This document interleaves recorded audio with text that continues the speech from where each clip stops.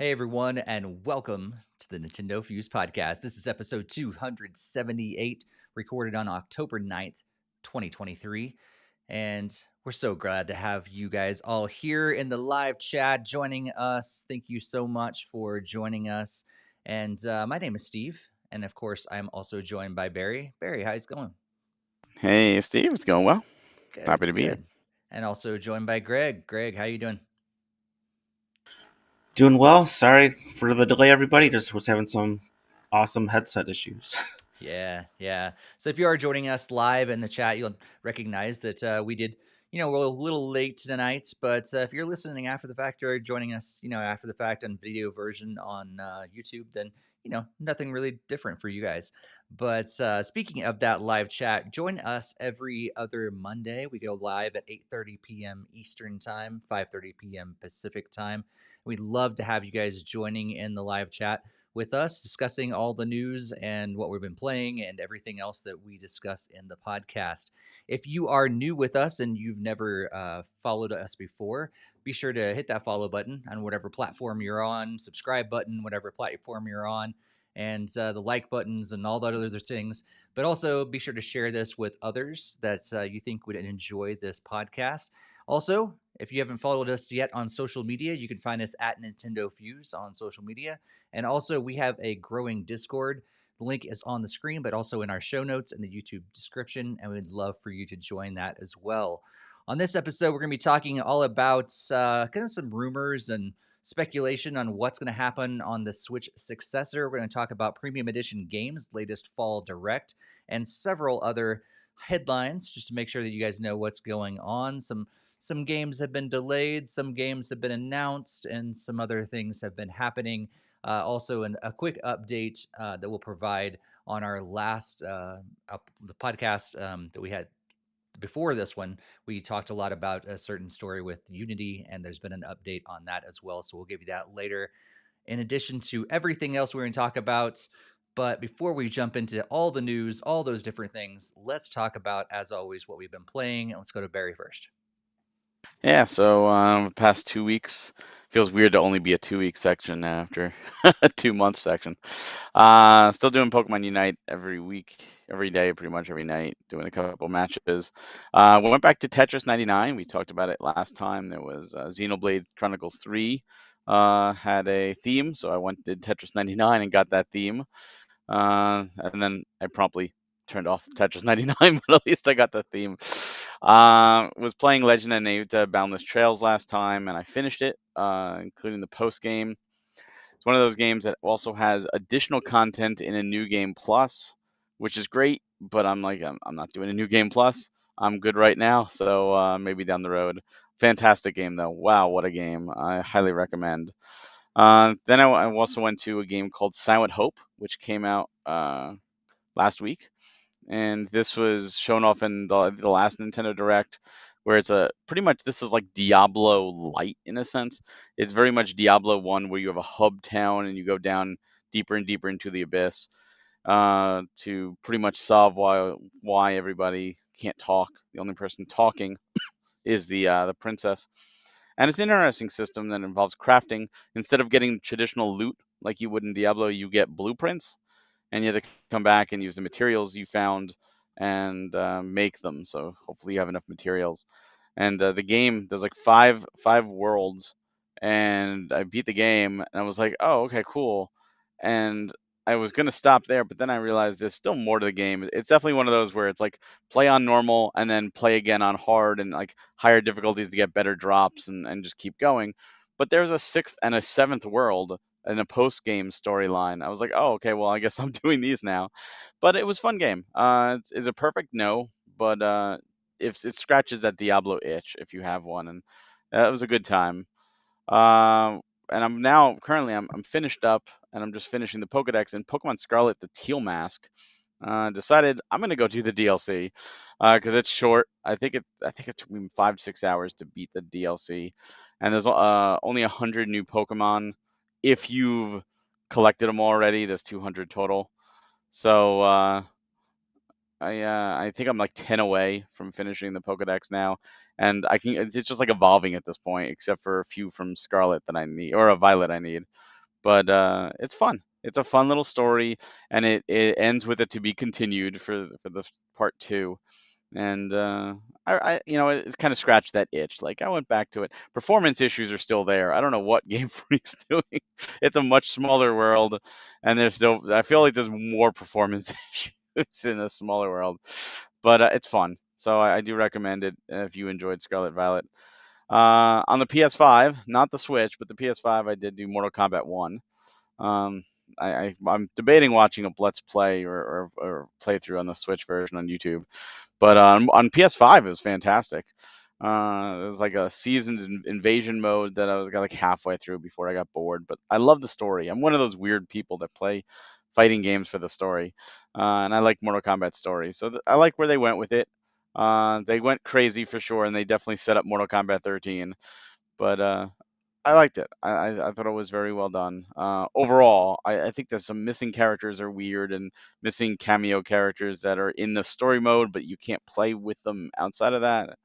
But I liked it. On PC end, Final Fantasy 14 dropped 6.5, big update. So I'm back into 14. And more than just like the daily stuff or the weekly stuff, but actually doing new content. And on mobile, Mario Kart Tour, I'm still playing. I'm not giving up. Screw you all. I'm gonna keep going. Nice.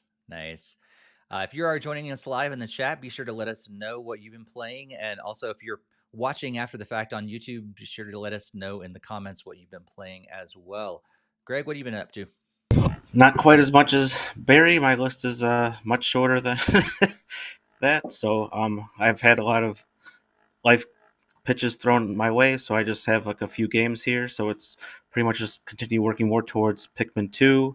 I think I'm in like the final cave, whatever, to rescue Louie, and then I should have the main story finally wrapped up there. I noticed like it has that same 100% thing that I ran into in Pikmin 4, where the very final thing you need to pick up, you need to have like 100 purple Pikmin to be able to carry the last thing across the finish line. So that was kind of disappointing there because I don't really know how to really get more purple ones, but outside of just basic grinding through the caves and spawning new ones.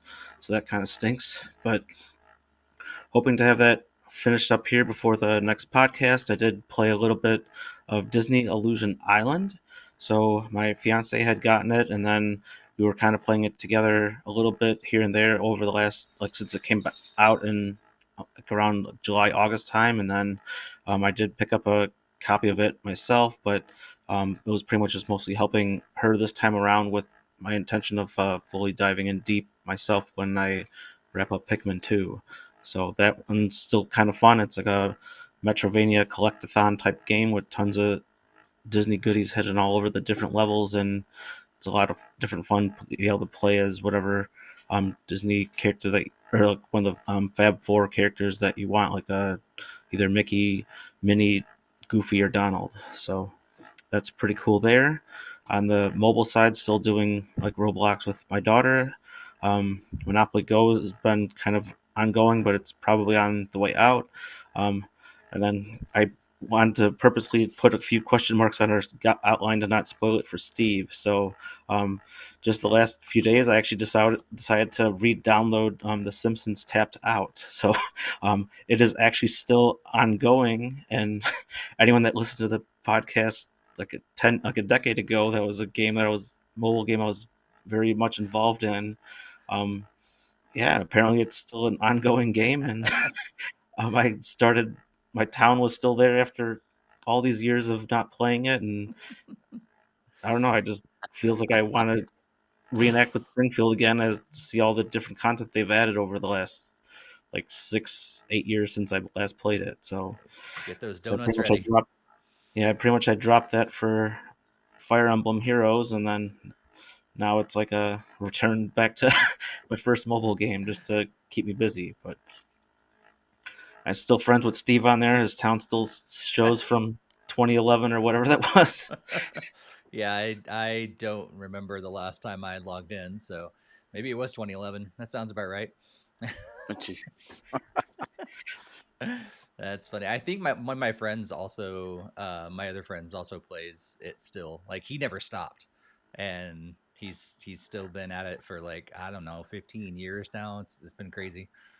Yeah, there's like tons of land that I was able to purchase, and like I guess they've added some like land tokens, so then you're able to like buy even more like land and like try to earn these tokens over time, and so it's definitely still a lot of the same, but still a lot has changed. Like they've made the designing stuff a lot better. Like they've added like tools like group stuff in together, and you can like move whole sections to different parts of the map, and like they've definitely made a lot of nice quality of life improvements that was remember being huge sores back in the day. So Mm-hmm. like just clicking on a single item and like up, just only can put with this one item into storage. Okay, now I have to tap the next item. Boom, put that one into storage, and now you can just like group select, and it also does like recommended stuff to like when you pull it out of the storage as well too. So Nice. it's That's some cool. pretty fun times there, and probably more coming ahead unless I decide to just drop it again. Nice, nice. Any other surprise games that I didn't know about? No, that was the main one. I didn't want like you to like see that and be like, what the heck? And Did I here I pull was up an hoping it outline was from Xenoblade years Chronicles ago? 3. Yeah, I know.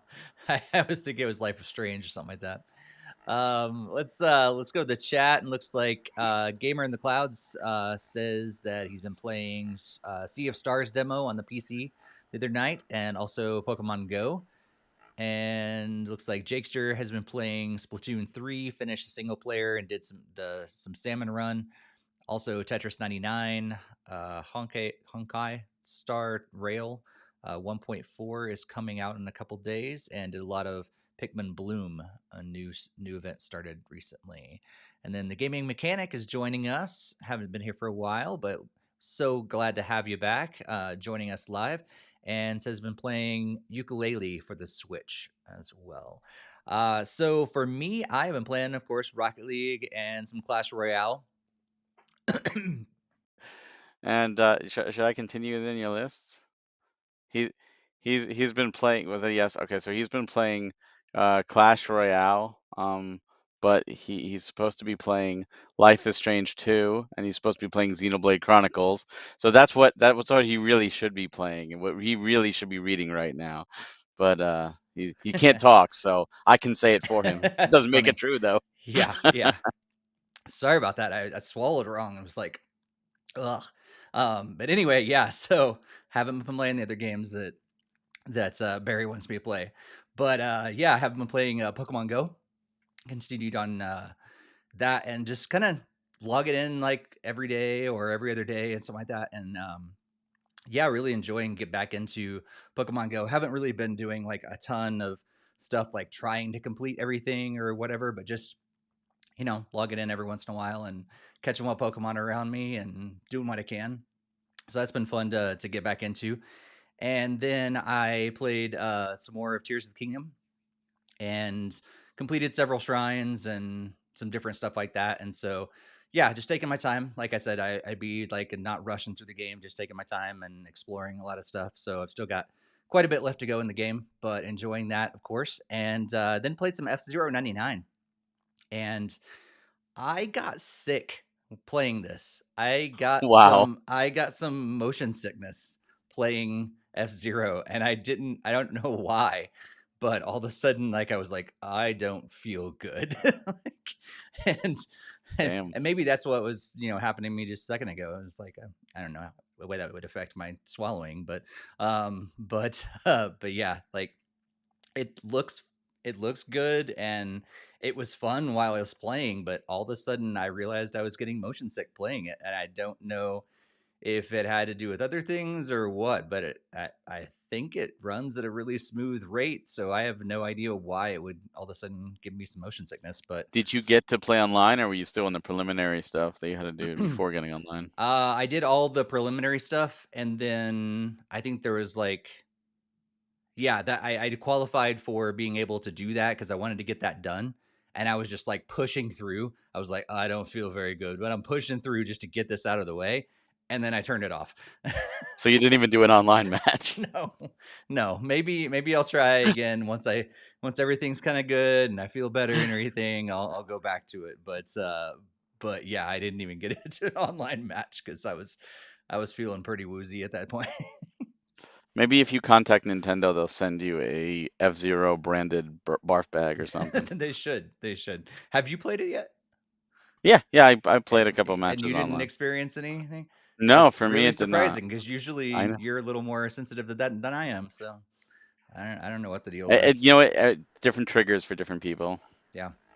And I played like the original F-Zero. I played GX and I didn't have any issues with it. I don't know why all of a sudden that I mean it was a little warm in my room and so maybe just like circumstances that just all added up together and yeah, who knows. But anyway, I'll eventually get back to it, but that was a lot of fun. Jakester also says that he's been playing Pokemon Sleep a lot. I've still not even downloaded Pokemon Sleep yet. Have you guys tried Same. it at all? Nope. No. So it looks like Greg said no as well. I So I have a newborn, okay? So like I would yeah, not do very well with that game. let the newborn do Pokemon Sleep. That's what, Oh man, he would be fantastic at it. that's good. Yeah, That's good. only sleeping like 20 hours a day. Oh, he was good last night. We got up at 10:30. Like he just Nice. said, "I'll let you sleep late." I'm like, oh, "Thank God." I Nice. needed it. Well, again, yeah, if you're joining us after the fact, watching, and just let us know what you've been playing as well. Let's move on into our discussion for this episode. And one of our big discussions we're going to talk about are just the different rumors and everything else that's coming out for the Switch successor. So whatever they end up calling that, of course, we've joked, and they're going to add all these different additional names onto it. I hope it's just Switch 2, something simple like that, but beyond that, there's been a bunch of different rumors having to do with all of the like different types of systems that are going to come out. Some rumors around whether it's going to be all digital in one version and cartridges in another version, similar to how Xbox and PlayStation have done their latest consoles. There's also been rumors about additional Joy Cons. There's been rumors about different uh, additional power that comes in it when you pop it in the dock. If it's going to be as powerful as a PS5, some people are saying. So before we jump into what we've been wanting and everything, is there anything that's been standing out to you guys from the supposed leaks or the rumors out there that you guys wanted to bring up that sounded really interesting or anything like that? Barry, you got anything? I'm just hoping these power things are legit. I'm hoping that they take this seriously. I hope they realize that they have a market with handhelds, but when the Switch launched, you know, back in 2017, they had no competition in that field with like the Steam Deck and you know, other similar products. There is that competition now, and they can't. I don't think. First off, I don't think any Switch successor is going to outsell the Switch. We've never seen a follow-up system outsell the previous one when it got this high. You know, PS2 outsold the PS1. You know, the Wii outsold the N64 or the GameCube. Fine, but the follow-up from an extremely successful, the 3DS didn't perform nearly as well as the DS. The PS3, you know, didn't come anywhere close to the PS2. The Wii U absolutely came nowhere close to the Wii. So, you know, when we're in this higher echelon of success, of true success, I don't see I don't see the PS5 hitting the PS4. For example, the PS4 has done extremely well. I don't see a Switch 2 hitting the Switch levels. That being said, I hope they don't try to achieve Switch levels and look at that as the bar to hit. Mm. And if they focus on, we've got this market, we've got to do this power. And as long as they can make the handheld powerful enough and then dock do the rest of the work, I think we'll be fine. My biggest concern is if they do multiple models that are different power. Pretty much they take the Xbox Series approach as opposed to the PS5 approach with two models, because we've already seen Nintendo has a rule that says every game must be played portable. Like, you can't put a game on the Switch that can't be played portably. And Microsoft has a very similar thing where every game has to be played on the Series S and the X. And recently that has bit them in the butt with Baldur's Gate 3, where the Solarian's like, we can get it running on the X, but we can't on the S.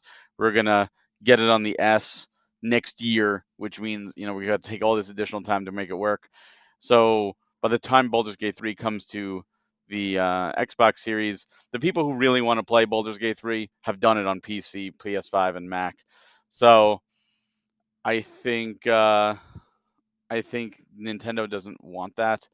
If they're smart, they don't want that. They want to make sure that they get these big third-party games on release day, and especially after Mortal Kombat 1 hit, I think I hope that Nintendo takes notice, even though it's not their game, and says, "Oh, we better make sure our system doesn't become a laughing stock of a third-party release, and make sure that they have the tools to make it the equivalent, or at least as close to as possible, the other releases."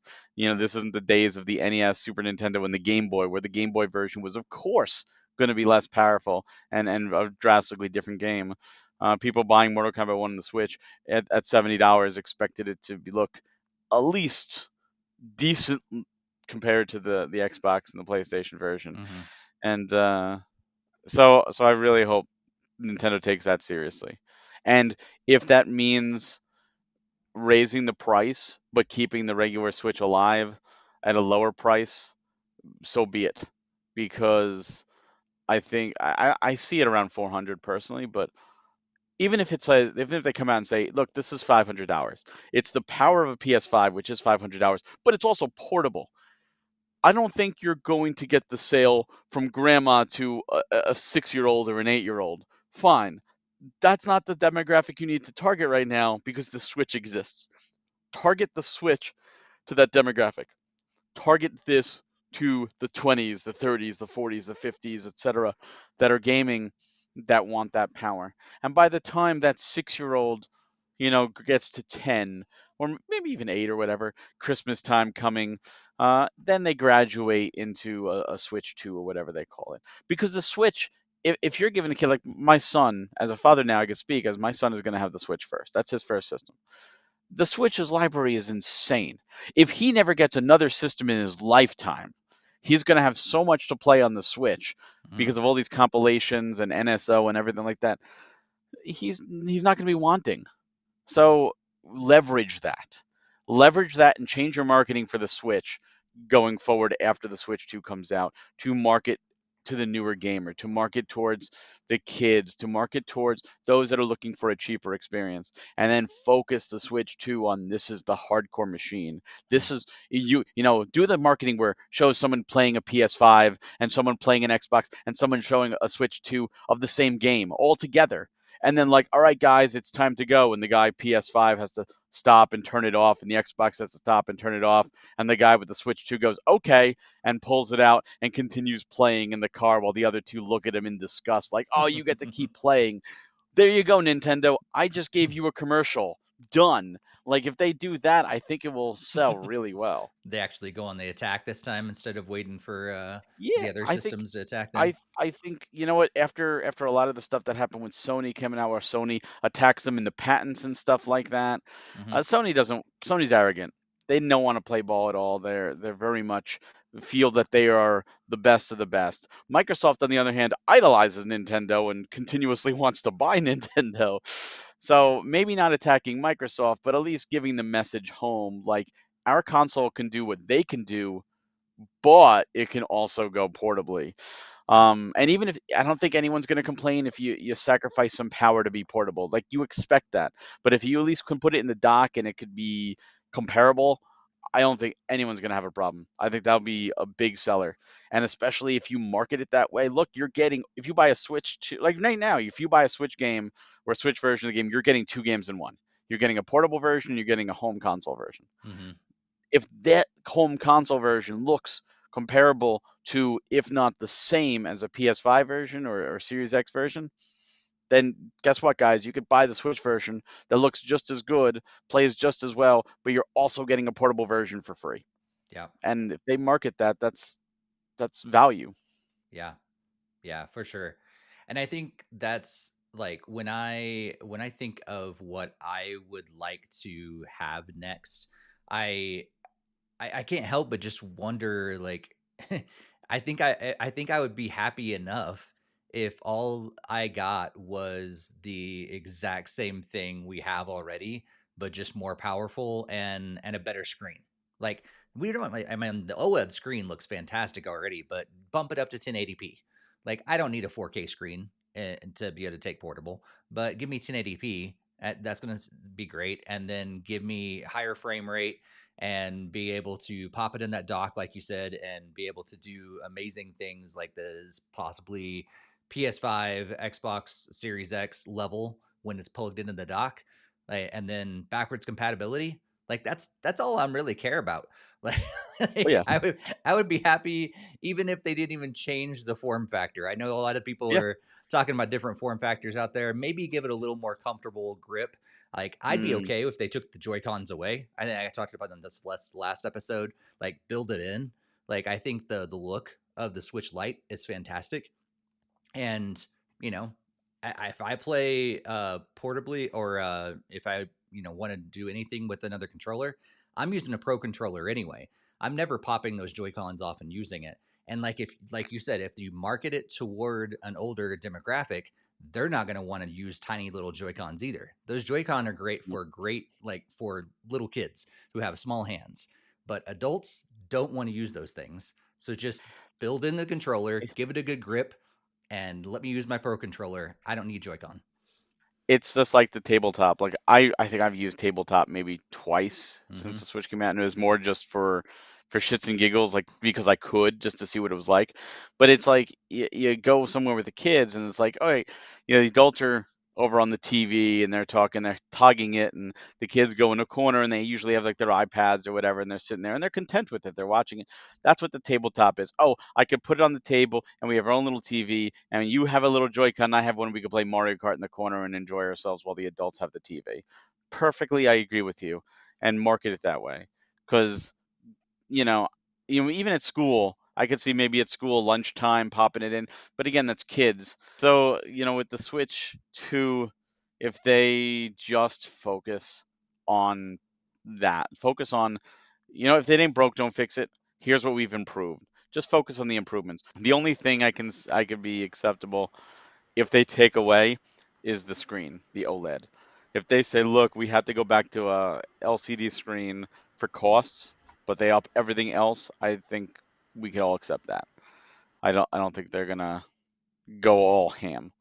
But other than that, they have to just keep adding. And no excuse for non 4K. Like 4K TVs are everywhere, everyone has them. If it's not 4K in 2023 or 2024 really, I honestly think it's dead in the water. Like Yep. it's going to sell, but it's going to be Wii U again. Like Yep. like it has to be 4K. Absolutely. Yeah. It for sure it does. And I would love it to be able to output at I'm thinking 120 Oh yeah. hertz. It needs to. It doesn't need to necessarily go up to 240 or anything like that. 120 is totally fine. Most people don't need 240 plus hertz and be able to pull that off. But if we can see 120 frames per second, that'd be fantastic. And probably not in handheld, but in docked. Oh no. Let's see it. Yeah, docked, I'm talking. Yeah, for sure. Greg, we're back. We're all back. What do you want to see in the next Switch? What rumors have you heard that stand out to you? Anything like that? Well, one of the biggest things that I'm really hoping that they keep is the backwards compatibility, because like I've seen a number of rumors saying like obviously if they do decide to take that away, then that could be a major detriment. Because I mean, obviously the PS5 can play PS4 games, and Xbox um, can still play like the Xbox One games and stuff like that. So I think it's a no brainer to definitely try to keep the backwards compatibility in place. I mean, I don't know if that means like the same type of carts, or obviously like what they did with the 3DS to the DS type carts, where it's essentially the same, just with like a little extra hinge, so then people don't get enlightened to try to switch two games into their Switch. Then, um, yeah, that's the biggest thing for me. I mean, I did see the same thing that Barry said, that was just talking about with the OLED screen, that they might not be doing that into the newer model just because it could help save a little bit of cost there. But obviously, if it can output it much better, like resolution, like 4K, that would be definitely desirable, like when it's docked at least. So, um, yeah, that those are like some of the two bigger points. Another one I just saw today was that there's supposedly going to be two models. One that has going to be digital only, and I know that's going to really fire up Barry to want to jump in right away. But um, yeah, then the other models just still being able to support the physical media. And on the unfortunate nature is, I think the physical side is might be on the somewhat of a decline. So I think that's kind of in pace with what Sony and Microsoft are both doing, where they both have a model of their console that doesn't have like a physical input device for the games, and everything is just strictly downloaded. But if Nintendo is going that route, I really hope that they are going to give us more than like 5 MB, because like this is like not sustainable to sell a digital only cop like game thing, and you can just download like a single game, and then like, oh, now you have to go buy this other media. Hopefully it's a standardized thing like the SD card or micro SD that they're currently using. But sometimes like Sony has done like those custom like memory cards, and that makes another huge cost to the consumer if they're gonna be like these limited, like only like Nintendo makes them kind of thing. Hmm. But Yeah. Yeah, before Barry jumps in, because I know he's got some strong feelings about all that. But I will say that I think, number one, yes, I agree with you that if they do that, I'm personally not okay. I am personally okay if they do two different versions. If they want to follow Xbox and they want to follow PlayStation, to have two different versions, but they do need to include more storage. However, I do love that Nintendo is usually really good about being able to condense their games into a small file size, because I ended up getting the Xbox Series S, and I didn't realize how large the games were, and I didn't realize how quickly my hard drive or SSD or whatever would fill up on that Series S. And so that's the big thing. They've got to be able to figure that out. And my guess is, I don't know much about the read speeds and stuff, but I don't know if micro SD can be able to pull off a 4K game and stuff, like in terms of read write speeds. So they may not be able to rely upon removable memory of micro SD anymore. So they're going to have to add some extra storage in there, unless there's another way to add that storage, but making that portable. You can't attach a hard drive or this you know flash drive, that's USB 3.2 or whatever, into your Switch and have that dongle sticking out the whole time while you're in portable. So that's going to be annoying. So they've got to definitely figure that out if they decide to go only digital for one of those, for sure. But I don't mind as long as they do both, for sure, because like some people don't care about physical at all, and if they want to save some money, then maybe allow them to do that. But then, in my mind, they need to have three different SKUs, like a digital only cheap one, a digital plus cartridge one that's like the regular size screen, the regular LCD screen, and then the Super Pro OLED screen that does it all, and have three different SKUs. But Barry, what do you think? Yeah. Well, I said at the beginning of this podcast, I played Mortal Kombat 1 on my PS5, and I had to delete a lot of games for the 118 gigabytes for Mortal Kombat 1 from the disc, The from the disc, yeah. physical disc, because I had to install. And the PS5 came with a terabyte, and that's not enough. A terabyte is not enough for just a few games. That is asinine. That is absolutely asinine. So, my Switch is full. I have the 512 card. It's full with digital stuff. I think they could go the route of two SKUs. And what's funny is people who go digital only, especially if there's not enough storage, like they'll go like, oh, I'll save $100 and get it now, and then they realize in the long run they pay more for games because like GameStop right now is having pro sales where games are like $10, like $50 games like $10. If they're physical, you can't use it on digital only. You lock yourself out of that. If your friend says, "Oh, I have this game, I'm not using it anymore. Do you want it?" and it's physical, oh no, I can't play it. You're locked out of so many things that, man, you may like the PlayStation 5. You spend an extra $100 at the start, absolutely, but you save because you know how many good PS4 games you can get like dirt cheap, dirt cheap. You're gonna save money in the long run by far by having that physical media because you're not gonna buy used digital games. It doesn't exist. There is no used digital games. So I mean I think the industry is pushing towards it, and it's actually more anti-consumer than anything else, especially considering if your console has physical, it also has digital. It's not saying you can't do digital at all. It's not a physical only console. So you get the best of both worlds. So just as a state of the industry, I think it's a scary thing, and I think people will realize it too late. The mass populace will realize it too late when they suddenly realize, oh well, this game is $40 in the eShop, and my friend has it found it at a garage sale for $3 because a kid doesn't want it anymore. But if I want to play it, I got to buy the $40 version. Like you have no choice. If unless you're getting things at launch, you actually lose things in the long run. But I could see them doing two SKUs. As for storage, like you said, a 4K game requires way more memory to output. I don't know if SD cards can do that. Yes, it can go up to 2 TB on the Switch, but I don't know if an SD card can handle it. And we all know that solid state, first off, is insanely expensive. But even a standard hard drive, it gets expensive the bigger it is, and it also is heavier. So if you're talking a portable system with a hard drive, it's going to be heavier. Look at the Steam Deck, compare the weight of that to the Switch. Yep. You can definitely tell. I'm not saying they can't afford to add heft to the Switch, to a Switch 2. They have room to do that, but it is a factor.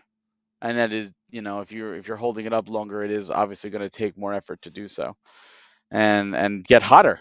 Remember, a hard drive with that much and now putting that is going to get hotter, which means you need fans and you need better fans or better cooling systems. Hmm. All of this is going to add to the cost.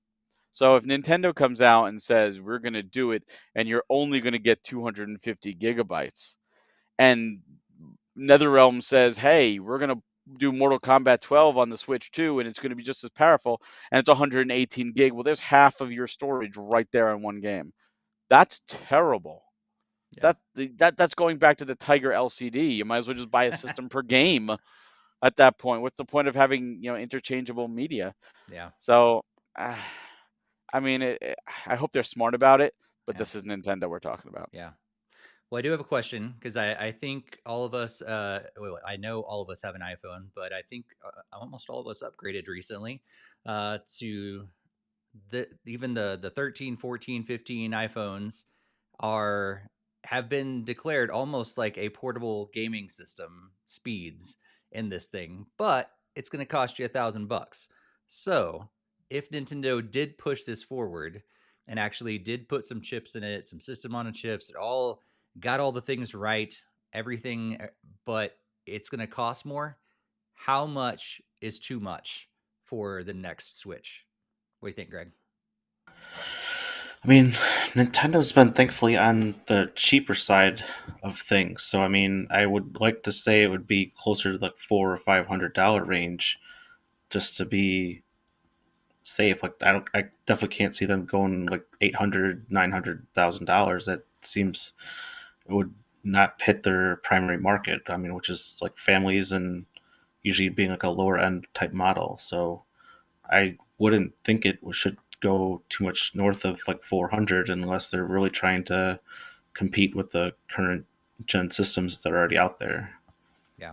Yeah. What do you think, Barry? I think 400 is cap if it's just more powerful than the PS4. I think 500 is cap if it compares to a PS5 Series X.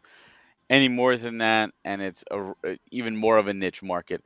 And for the record, Steve, I'm still sporting my 10X Oh, Max. you Okay, are. I knew I you were am still talking about it. I didn't know if you actually did. I am still sporting my, it's a 5-year-old phone. Okay, Nice.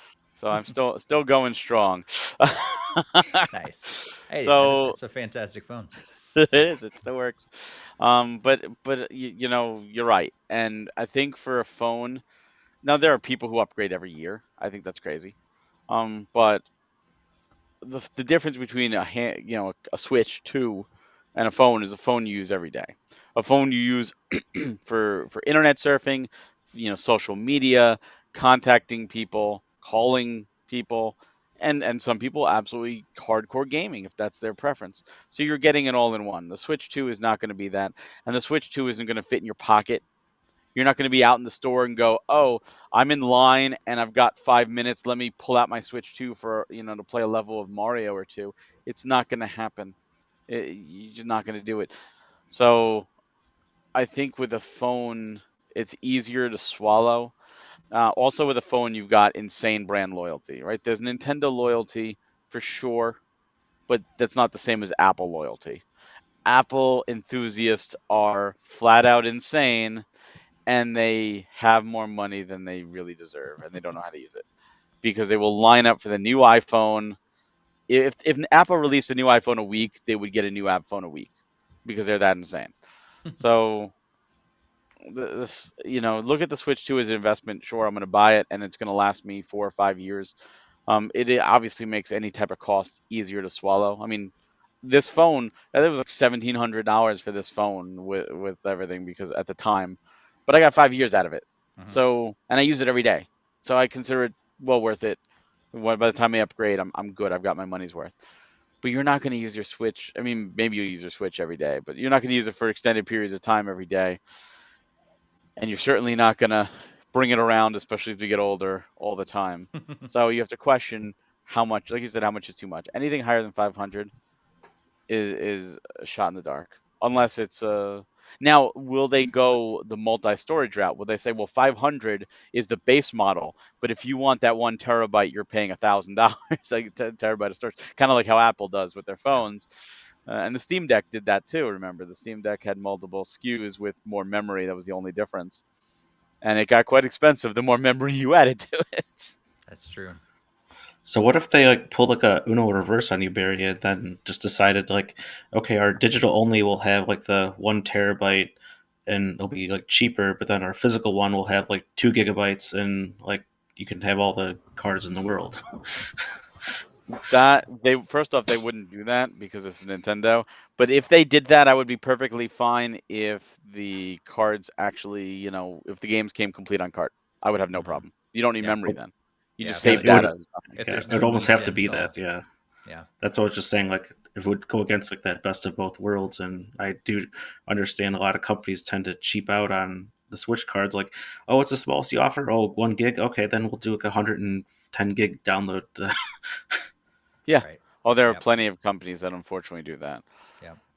And it's sad because even if you look at it, the smallest card is 2 gig. It's $8 a piece. The next size up is 4 gig, double, and it's only $9. It's an extra dollar. And you say, well, an extra dollar is not bad. That's really not much. If they put 1 million copies, it's an extra $1 million. A company looks at that and goes, that's $1 million in profit. So I could do a 2 gig card and make you download an extra gig, so it's not complete on card, and sell 1 million copies and make an extra $1 million profit. Then make it a 4 gig card and have it complete on cart. They don't care. They Yep. don't care about game preservation. They don't care about the consumers. All they care about is the profit margin. That's it. True. Let's go to chat and see. People have been talking. The gaming mechanic says definitely getting a Switch 2. Hope to play games with graphic visuals comparable to next gen consoles right now. I use my Switch as a retro gaming machine.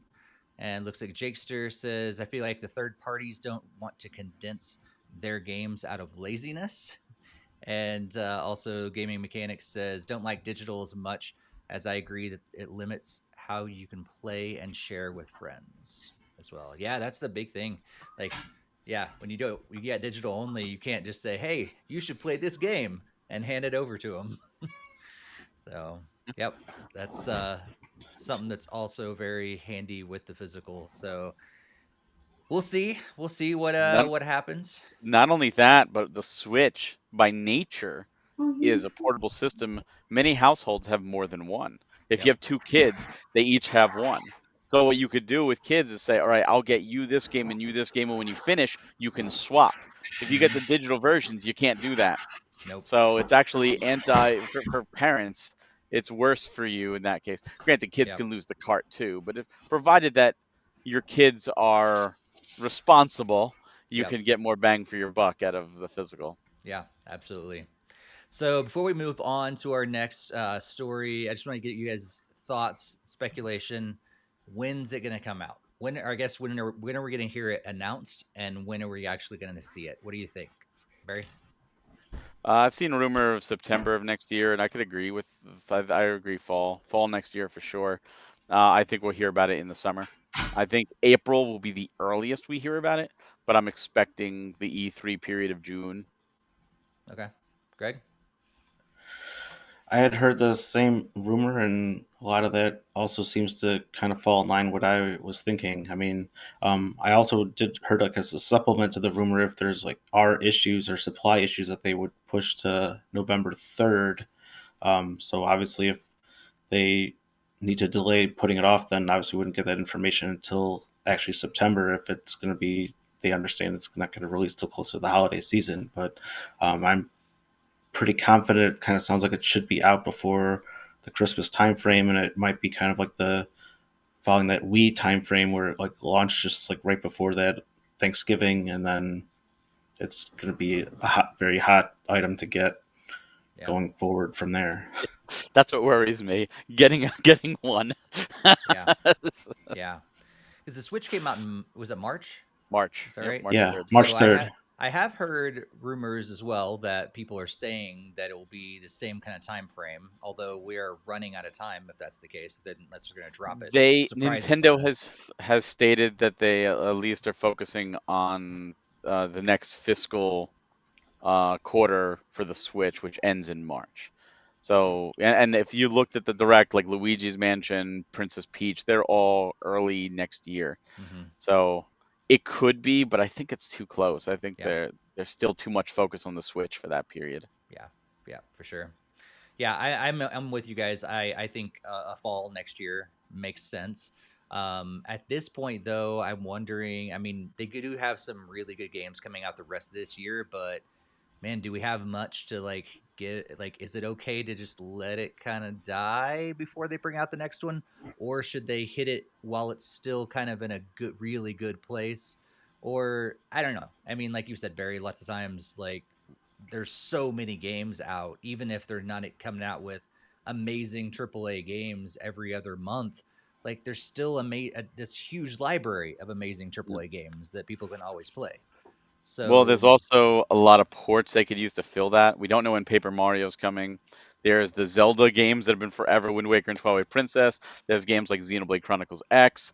They've gone back and done GameCube games, right? Metroid yeah, Prime 2 and 3, it's true. where those to lead up to 4. Prime So Collection. they Yep. can, yeah, well, exactly. They could do a Mario Sports collection with like the GameCube Mario Sports titles and bring those over.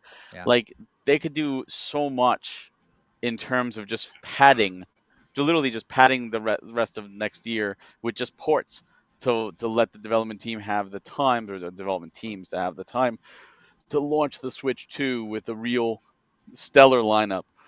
And I think we'll be okay because third parties will carry the rest of the way. Yeah, that does make sense. And I Nintendo has think third parties for once. right, right. And a lot of indies as well. And I think for me, I think when I see them bringing porting all these old games up, like that tells me it has to be backward compatible. That's the reason why they're getting all these on the Switch, because you're going to be able to play Switch games on the Switch Yeah. too. And so like eventually they're going to, now they have all the whole Pikmin collection. They're going to have the whole Metroid Prime collection. They're going to have the whole Zelda collection. They're going to have the whole whatever, like being able Or to hey, play all Pikmin. on the They don't Switch. have the whole Pikmin collection. Yeah. Bring over Pokemon Sleep. Um, who knows? Um, Mario Run, and also what's the other one? First one, that Me game with Mitomo. Mitomo. Miitomo, yeah, yeah. Well, let's move on from all of this speculation and go to something that is actually happening. Barry, tell us all about the premium edition fall direct that happened. Yeah, so the labor of love for the past couple months of my life finally transpired, and we launched our latest direct on the 2nd of October, uh, where we unveiled Series 7 pretty much. We finally talked about Series 7 titles for the Switch. Some real good ones I've been excited to finally reveal more information on. The first of is a game called Anuchard, which is coming from Freedom Games and Stellar Null.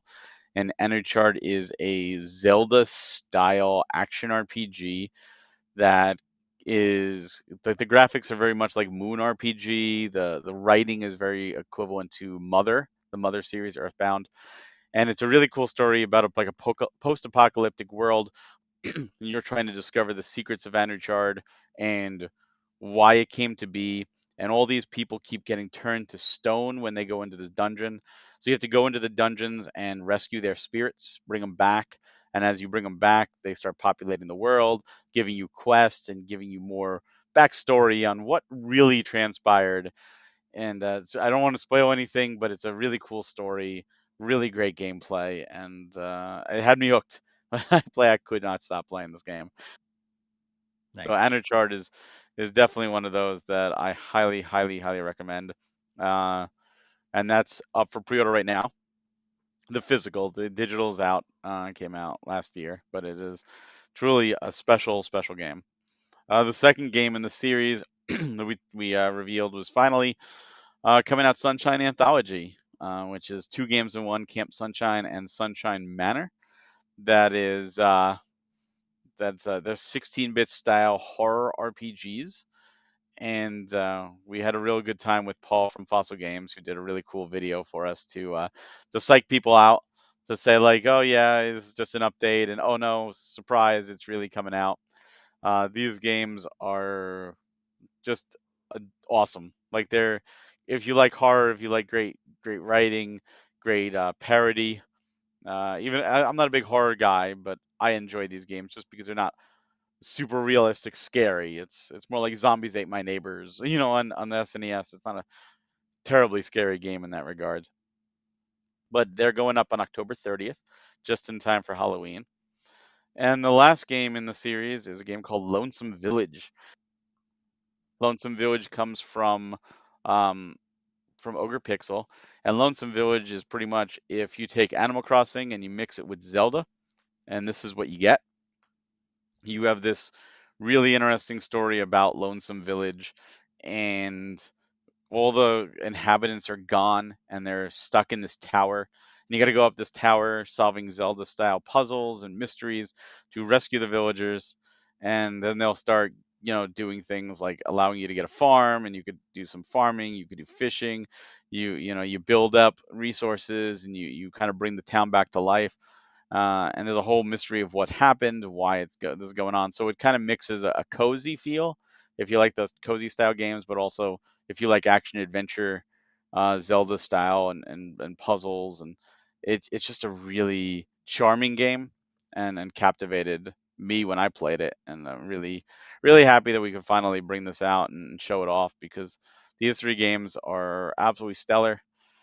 We also teased a future game. We teased Carl from Morningstar Studios and Andrew Kennedy, Nintendo himself, which is a game that we all did a review on. And in fact, last year, I think Greg and I both picked it as our indie game of the year, or at least it was up there on Greg's. I know it was my top.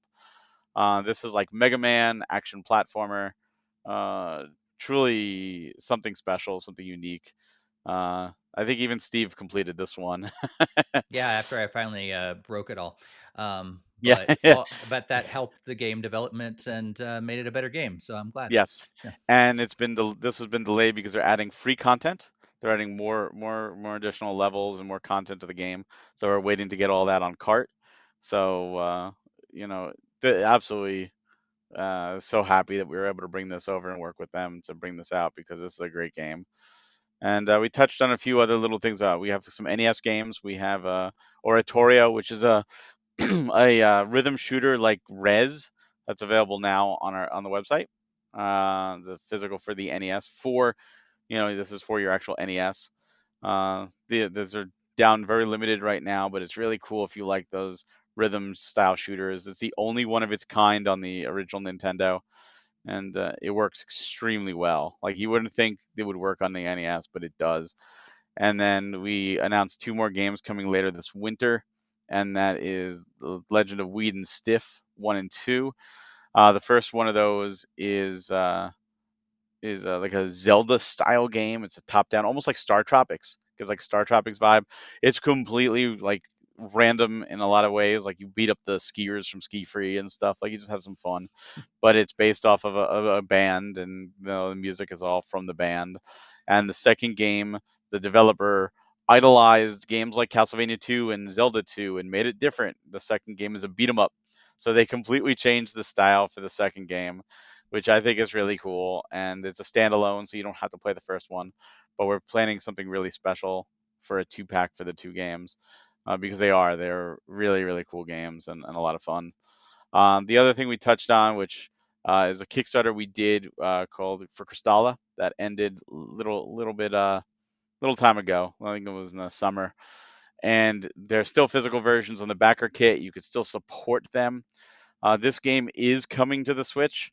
If it can't run on the Switch, they told me that they will go to the Switch too. But they say they have a porting team that will get it to the Switch. This is a action RPG Souls-like game that very graphical intensive. It's actually running off of Unreal Engine 5. So they have supposedly have a porting team that will be able to get it for the Switch, and I'd love to see it. I'd love to see how it runs. But they're also talking internally about Switch 2. It does launch on PC later this year in early access, and then we'll come to consoles. And we do have the PS5 physical available now, a special Kickstarter version. But we we're waiting to see what happens with the Switch. But this is a very, very talented studio, very passionate. So this is their first game, and they're really, swinging for the fences with their first game. And I think they're very ambitious, but they're doing a great job. They had a super successful Kickstarter, and really happy to be working with them. So give them all the support you can because they're awesome. But yeah, that was mostly it, but there was one other tease we teased at the end of the direct was a date, October 5th. We had another announcement, which was not part of the direct officially, but we announced with a video on our YouTube, on Premium Edition YouTube. We dropped a trailer for a brand new game that will be coming out next year physically. It comes out digitally right now, or I think it's up for pre-order digitally from Modus Games right now. It's coming out later in October. It's called Gordian Quest. And this is a really cool it's a card-based RPG where it's got over 700 plus cards, but it's not like Magic the Gathering in the sense. Like it's more like Mega Man Battle Network style combat. Each character has their own deck of cards. You get like 3 moves per turn, so you can string cards together. Really cool story. It's got different modes. Like the one mode's like a 30+ hour standard RPG storyline. Then there's like a rogue mode where it changes it up every single time you play. So it gives you like that infinite gameplay loop. Just something special. And we're really happy to be working with Modus Games to be able to bring this out physically. But again, like the digital goes up later this month if you're interested in checking it out. Really awesome game. Cool. Yeah, I think one of the things that I was shocked by was how much I was interested in the NES games that you guys announced. I was like, these look really cool. I'm like, I don't. It's weird to buy an NES game in 2023, but I'm kind of tempted by these things. So that it seemed really fun, and of course, seeing Carl Carl. is great. And yeah, what's the game that you were talking about that's coming out for PS5 or PS4 now? Crystalla.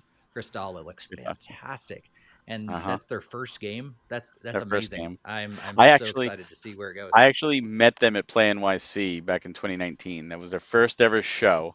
And NintendoFuse was the first ever publication to write about the game back in its very early stage. We were the first Mm, ever to talk about them publicly. And on our YouTube, we actually hosted their first reel that they put together. They didn't even have it digitally. They had a USB card and it wasn't anywhere online. So I actually downloaded the file, uploaded it onto our YouTube, and linked it to the article I wrote on our website for Play NYC. And it's still there on our YouTube. It's like a hidden video, but you can see it through the website. yeah. And it's the only place that file even still exists. They don't even have it anymore. So Wow. it's really cool that we're hosting it on our YouTube. And and yeah, it's just they're so talented and they're very very much appreciative of everything that we did at Nintendo Fuse and stuff. And I talk with them almost every day. They're an awesome team. Nice, nice. Greg, what'd you think about all the premium launch information? Lots of great stuff coming. Like as you like the NES games are always like, like get some more NES games because like the I didn't need to have more of those in my life with the little classic cartridges that play in the NES. It's great to have there. Like I never got the ore body one like on the NES, so I hopefully I could pick that one up hopefully sometime soon or whatever. So, but yeah, like just having more NES games is always great, and definitely looking out for like the compilation of like the NES games that get ported to Switch and everything else there too. So yeah, that's Nice. some really great announcements, and I definitely did really love that new intro thing that showcased like all the different games. That was very well done. How it shows like oh we did the Pigeon Devs, Pigeon Forge, and then all the way down to like Photopia Awakening and all the other games that Premium has been a part of, like has done. So that was a really cool intro that showed at the very beginning of the direct. Cool. Yeah, Tristan did a phenomenal job with that. He's our designer and he does amazing work. Yeah. As for those NES games too, Clay, the developer, Cal Games, he actually went back to the ROMs, added a bunch of stuff that's exclusive to the physical versions. Like he Hmm. polished them, he made them much better. So that's exclusive to the physical. So it's really nice to be able to preserve that. And the fact that people are still making great games for the NES all these years later, like it's Yeah. still a viable platform and a lot of fun. That's cool. That's cool. Yeah, I guess full disclosure, if you guys don't know already, Barry is kind of you do like a ton of stuff at Yeah, Premium. I don't even know what your official title is. I just know you're in charge of like almost everything. on almost everything, but I do a lot, You yes. do a lot. A founding member of the team, and then Greg, I know, helps out some with the distribution and stuff as well. Yeah, just So not a whole lot lately though. Unfortunately, I it's even been like a year since I've really done a lot for Premium. So like I haven't really wasn't really mentioned in the direct and other stuff like that. So I gotcha, had taken some time like off for ongoing personal drama and everything. So I haven't really done any shows or done any ordering or trying to help improve the brand. So I'm hoping to get some time in the future, but things gotcha. keep popping up my way. Yeah. So speaking of that, though, like I know these guys would very much appreciate if you go to your local game store and you don't see any premium games there at all, but you would like to see them there. You'd like to see them carried in those stores. Be sure to get a hold of them, and they would do their best to get those in the stores and be able to get your hands on them that way as well. But of course, the website is available. You can pre-order stuff for this next series, and they're launching games all the time and stuff. So Yeah. best place to go is premiumeditiongames.com. Best place. We actually just put up They Bleed Pixels Second Chance sale, which was one of our Series 5 releases. Great game. It's a pretty much a action platformer where you have like one button combos and you get to make set your own checkpoints, very precision based, a lot of fun and a little horror aesthetic too. So that went up today. So if you missed it, the physicals, both the standard and retro, we do have a few copies on the website, plus a bunch of our previously released games. So talking about the physical media and stuff and backwards compatible, you could get these and play them on your Switch too as they come out. But they are limited. Like a lot of these titles when they sell out, we're not ordering more. So if you want to get them at MSRP and not have to go to eBay and buy secondhand, because people sell our games all the time on eBay for more money. It's like you could just go to the website and pay MSRP. Don't go there. So definitely check out the website. Check out what we have. There's a lot of good stuff. Cool. Well, that brings us to the end of our big discussion stuff, but we do have several headlines. We just want to make sure that you guys know about a lot of different stories. And one, like we said earlier, is an update on last episode's story. So, Barry, kick us off and let us know what's happening in the world of Unity. Yeah. So after we reported about what happened with Unity, they kind of backtracked everything and backpedaled. But so many companies and developers are a little bit iffy about wanting to use it. Like maybe they'll continue, but they're looking for that lifeboat. And through all of this, IGN reported that in the wake of all this massive controversy, that the CEO, who does a lot of things from Unity, John, and I see this is why Steve gave me this so that I have to do a hard name, Risitello. I don't know. I probably butchered your name, but that's okay because of what you did to all these developers. I don't mind butchering your name. He's retiring. He was president, CEO, chairman, and member of the board of directors. He is retiring effective immediately, and this is just announced today, October 9th of 2023. So, actions have, repercussions. So F099 got a nice update. So along with pretty much it's available for all Nintendo Switch Online members. So along with the Queen League being added to the Grand Prix mode, there's 5 additional tracks, including the Port Town 1 and the Red Canyon 2. So want to check those out to go see what's going on F099. We reported on this on a previous podcast. They announced it at the Nintendo Direct. But if you've been waiting to get a Switch OLED and you're not waiting, for the Switch 2, you can get a Switch Mario version of an OLED model starting. Actually, it was back a couple days ago, but is now available, and it's in nice red and has some hidden surprises behind the cover in the back. Also, a little Mario in the corner. So little nice little subtle hints of a new Switch, so it doesn't look just like your old one. But red OLED looks pretty cool. And less subtle, Lego Animal Crossing. Who saw this coming? They have officially announced a partnership between Lego and Nintendo to bring over Animal Crossing sets to Lego. There's supposedly, due to leaked information, supposedly 5 kits ranging from $14.99 to $74.99. So the whole thing, all 5 kits, is actually less than $200, which is extremely cheap for Legos.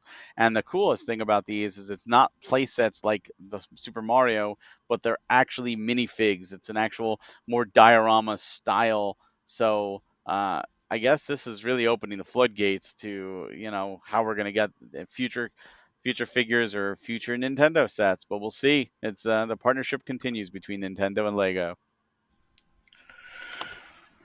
Unfortunately for the turn of events, we got a bit of upsetting news here. So the highly anticipated collection of Batman Arkham trilogy for the Switch has now been pushed back. So there's now a few month delay, and they announced that the game will now release on December 1st of this year, 2023. So it just kind of stinks that people that were looking to play it sooner, but now that hopefully it gets some extra polish and it'll come out even stronger and better when it comes out on December 1st. And if you didn't get enough news about Animal Crossing from the Lego sets, you can also maybe happy to see that Animal Crossing is coming to the Seattle Aquarium. So if you are in the Seattle area or you want to travel to the Seattle area, you're going to be able to head over there from October 7th to December 31st, 2023. And guests can enjoy aquatic photo ops featuring their favorite characters. Plus, visitors can also learn about aquarium critters from Blathers. There's no separate ticket required. If you buy your ticket for the aquarium, you can hop over to the Animal Crossing stuff for free. And yeah, if you do if you do go, let us know what you think and how it goes, because I don't think any of us are probably going to go over to Seattle to check it out. But I would love to know how this all turns out. I'm actually surprised that this is the first time we've seen any sort of museum or aquarium combination with Animal Crossing, since it's all built in. And going from happy aquatic animals and blathers to some sad news, at least for 3DS and Wii U gamers, the online play is shutting down effective early 2024. This includes online cooperative play, internet rankings, and data distribution. So we already lost the eShops. Now we're losing one more thing, showing the dangers of focusing on online servers and online functionality. Thankfully, you'll still be able to play those physicals. But you know what this means? This means you can't get together at 3 in the morning and play Trine anymore on your Wii U. That is true. Barry, any further thoughts? I mean, other than your sadness about not being able to play Trine at 3 a.m. I'd hate to see any type of server shut down, but it's a danger of our society focusing on online, and I hope people start to realize we need to preserve things more because they're not infinite. They're not set in stone. As for Unity, Haas, that sucks for him, but he deserves it. He is not a very good person, and he did not do very well with that decision. So I'm glad to see him go down. F-Zero 99, I'm not really playing it, but good for those gamers. Switch OLED Mario is so minimalistic that it's barely a new thing. It just has a red coat of paint, really. Really excited for Lego Animal Crossing because of what can come next, like Lego Hyrule Castle with minifigures for Zelda, maybe. I guess we'll see. But I will actually be getting these, unlike the other Lego, like the Lego Mario. The only Mario I think I got was a Dixie Kong set because my wife loves Dixie Kong, but she also loves Fauna, and Fauna is in that trailer, which means we need to get that. So whatever set has her, we're definitely going to be getting. But I'm excited. I like to see more of a cross promotion.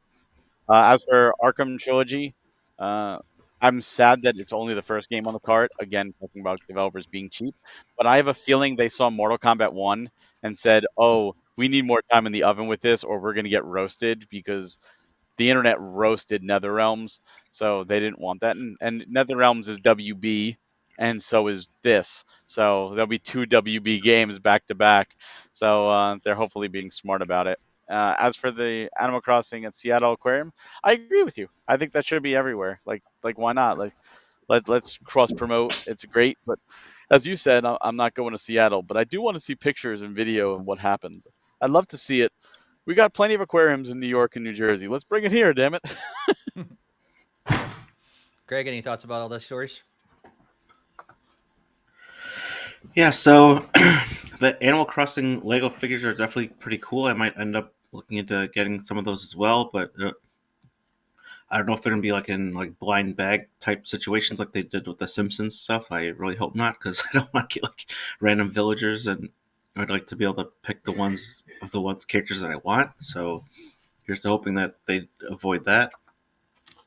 The Still on that same topic for the museum thing, I'm almost kind of surprised that they haven't done this before, but I'm also kind of hoping that they actually make it a museum actually like the New Horizons one, because that was like very fantastic to go see. It's like that aquarium was like massive and major in the game. So unfortunately, I don't think that that's in the realm of adapting to an existing aquarium. But yeah, it's still pretty cool to see how they're kind of linking that in together to learn more about the different species and everything. So yeah, and as I was saying, the Batman thing kind of was slightly disappointing to see its delay, but usually it means that the game should hopefully be better off in the end. So here's to hoping that that becomes the case. The Switch OLED for Mario, great. It was for those that are looking forward to it, I don't need another OLED after already getting the Zelda one. Definitely be can't wait to check out F-Zero 99. I still haven't had a chance to load that up yet. And then yeah, for the 3DS and Wii U, we've kind of known about that was coming for a while now. So it basically is the business as normal. Just make sure to, if you want any last games to play, that you do so pretty soon. And then with like the Unity CEO stepping down, it's kind of interesting to see, like especially with all that backlash we discussed last time. So it's nice to see like a little bit of accountability. That it's like, oh, this was not the best decision to do, and I was the one responsible for trying to do this, and to step down for let it go. Hopefully, minimize the amount of damage that does to the company. So yeah, Oh, I don't think he willingly did this. I think Yeah. he was kicked out. Forced retirement. It's like either he probably said either we fire you or you retire now. Yeah, I don't think Yeah. he did this out of the goodness of his heart. Yeah. well, I wouldn't think so, no. But Yeah. Yeah. Yeah. Yeah, I'm with you guys. Like we talked about last week, just hopefully, it's not too bad with Unity, but I mean, so much has happened already, and I don't know if you could really gain that trust back. Maybe with the head guy out of the way, maybe some developers might want to come back, but we'll see. But F-Zero 99, I'm gonna try it again and hopefully not throw up. Yeah, I'm just holding out. Like I love the OLED screens, but I'm saving my money for the next Switch right now. But it looks really cool. Lego Animal Crossing looks great. Seattle stuff, already shared my thoughts. Batman, it's sad that it's being delayed, but again, hopefully, I mean, it's a better game, better experience in the long run. So I'm not disappointed necessarily. I got plenty to play anyway. I wasn't really even going to get that game on launch anyway, so no big deal. And 3DS and Wii U, I probably need to boot my game up to make sure that I got everything I want from there. But that's about it. So yeah, that's our thoughts and all the headlines, all the news that's come out over the last couple weeks. Just a quick reminder to head over to our social media and follow us on in any platform that you have out there at NintendoFuse. And also, if you haven't joined our Discord server, be sure to join us. Link is on the screen on the video version, but also in the video YouTube description, but also the podcast show notes as well. We're going to be heading into our next section, our final section of this podcast episode, where we're going to talk about the next couple weeks. Our next episode is going to be out on October 23rd. We're going to go live, of course, at 8:30 p.m. Eastern Time, 5:30 p.m. Pacific Time. But until then, we've got some games that are coming out. And so we're going to be scrolling those on the screen, of course, compliments of Metacritic. And we'll scroll those on the screen, talk about a couple of the highlighted games that kind of stand out to us, and then also what we're going to be playing. So some of the games that are coming out over the next couple weeks are River City Rival Showdown, comes out on October 12th. Skull Island Rise of Kong comes out on October 17th. Sonic Superstars on October 17th. Jackbox Party Pack 10 on October 19th. Hot Wheels Unleashed 2 on October 19th. And a little game called Super Mario Brothers Wonder comes out on October 20th. So what are you going to be playing over the next couple weeks, Barry? The big game obviously is Mario Wonder. It's what do I play between now and then, and I'm gonna be finishing the Pokedex for Teal Mask, and then I've been debating doing Super Bomberman R2 or and playing that. I might wind up going back and doing anything like I didn't finish the Mortal Kombat 1 Invasion. I might do that. And I don't know. See, I kind of want to do Sonic Superstars, and I'm like, can I do that in like 3 days? Like, Sure. because see, because I don't want to. Obviously, Mario, I'm going to take precedence over Sonic, but it's one I'm looking forward to as well. But and then Spider-Man 2 is also the same day, so it's like great. Like that's another game to play after Mario. So it's certainly going to be crazy. But I was also looking at Mystery Detective Archives Raincoat has 3 of the 4 DLCs available right now. So I might go do that because that game is fantastic. So I don't know. I might just flip a coin and pull something off the shelf and go, I'll do this. Or my wife will drag me and say, no, we're going to do this something outside instead. That's We'll fair. see. That's fair. Greg, how about you? What are you going to be playing over the next couple weeks? I'll certainly be getting Super Mario Wonder on release day. Got the pre-order in for my last voucher, so I'll be downloading on the 20th. Probably until then, I hope to have Pikmin 2 completed, and we'll probably be playing a little bit of the Disney Illusion Island. I don't think there's any way I'll have that completed before Wonder, but it'll also be pretty fun to have that started because it's a really fun game. Nice, nice. Yeah, I think for me, Mario Wonder, of course. Probably, I'll most likely get the next the newest Jackbox as well. Those are always fun. Sometimes I get a review code from them sometimes, so I'm not sure if I'll do that or not, but I'll probably most likely be getting it. I believe they're actually doing over the next couple days. I think it's October 10th and 11th, maybe. You have to correct me if I check their website to know for sure, but I think they're playing them on Twitch, and you can like join in the games with the Jackbox group and actually get to play them with them and kind of get an early preview.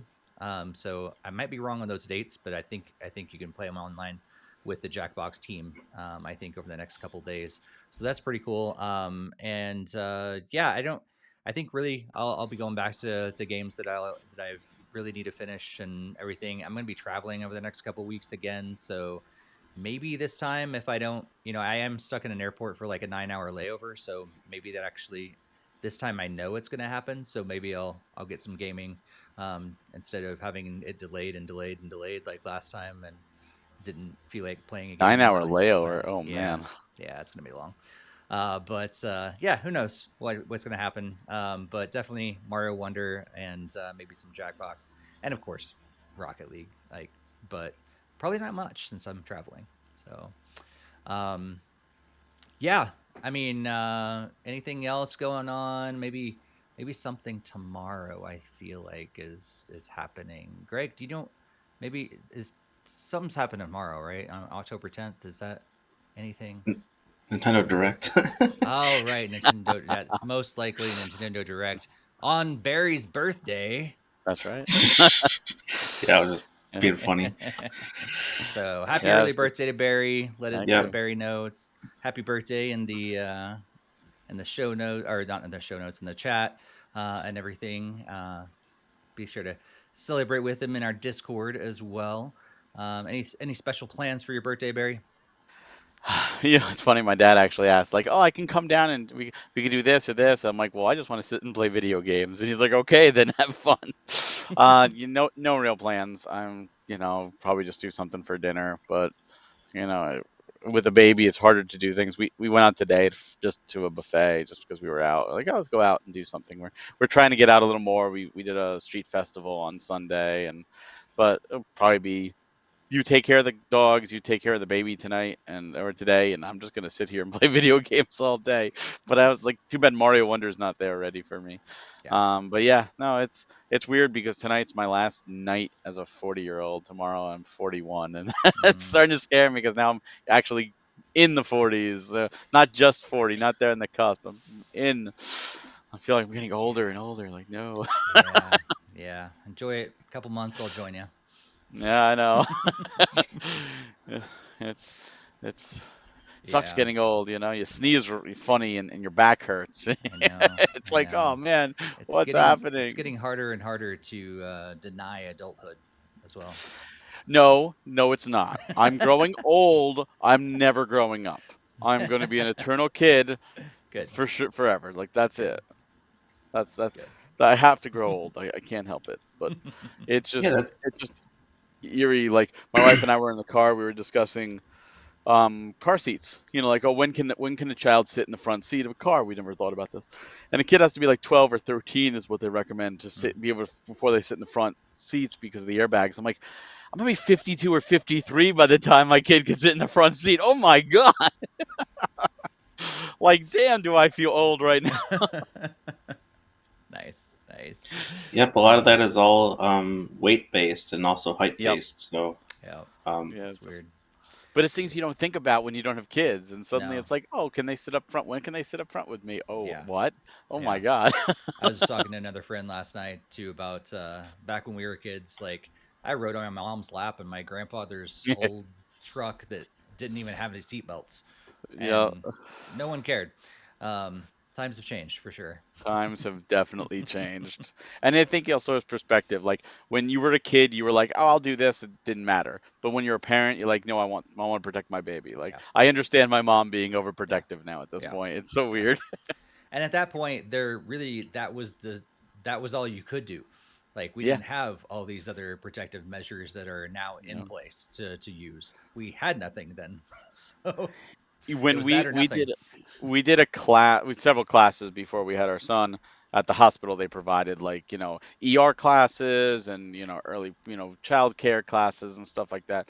And myself, as well as my wife and all the other couples that were there, because there was like 6 other couples taking the class that were, all expecting, and we all looked at each other and go, how the hell did we survive? Because we didn't have these rules in the 80s and the 90s. How Yeah. did we all survive? Like, you can't do anything that you did back then anymore. It's all changed. Yep. Yep. It's Uh, funny. well, Greg, anything going on in your life for the next couple weeks? I don't think anything major of note, but yeah, I mean, I guess I'm tailing behind you guys. I just had 4D in August, so if Barry's already leveling up already, then he could be still one above. But yeah, it's just Yep. always fun to hear about how people are trying to say they're too old for things. I'm like, you're never too old for anything. Like, That's right. it's you could always still have the kid at heart. You could still enjoy all things Disney. You can enjoy all things Nintendo. There's not really an age limit on any of these things. It's you can still enjoy things that you like to enjoy. Yep. There's not really any major tie to it. Mm-hmm. Oh no. I only say how old I am if I'm forced to. So it's just a The number. What's funny, I was watching Did You Know Gaming did a thing on Pokemon Gold and Silver, and they talked about how they actually simplified Gold and Silver because in testing, one of the developers' fathers couldn't figure out how to get out of the starting room. So they actually simplified it for so older players can enjoy it too. So there you go. Games are for everyone. I don't There care. you I'm go. going to be 95 years old sitting there playing a video game, probably with my mind or something. Who knows? Yeah. Get off my lawn and Oh, I catch that already do Pokemon. that.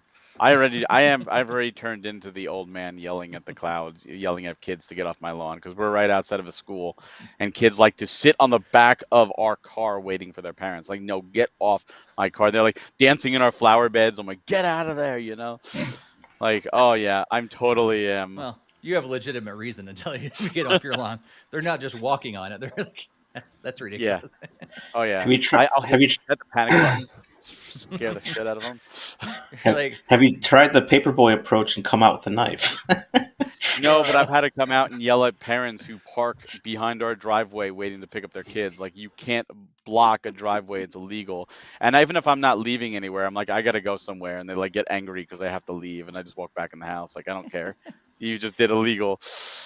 like you kids, go inside and play a video game. Stop dancing on my lawn. You've heard of this thing called Roblox? Go inside and play it. We're going to be back, like I said, on October 23rd at 8:30 p.m. Eastern Time, 5:30 p.m. Pacific Time, recording live, and hopefully not without, hopefully without all of these glitches that we have been having on this episode. Hopefully we get all this edited, and you guys that are watching or listening after the fact, you're like, what glitches? I didn't hear anything. Everything was fine. If that goes well, then I have done my job editing, but I have got a lot of work ahead of me after this glitch-filled episode. But thank you guys so much for joining us. Thank you for your patience on this episode. We'll be back on October 23rd, but until then, happy gaming, everybody. Have a good one. See you next time.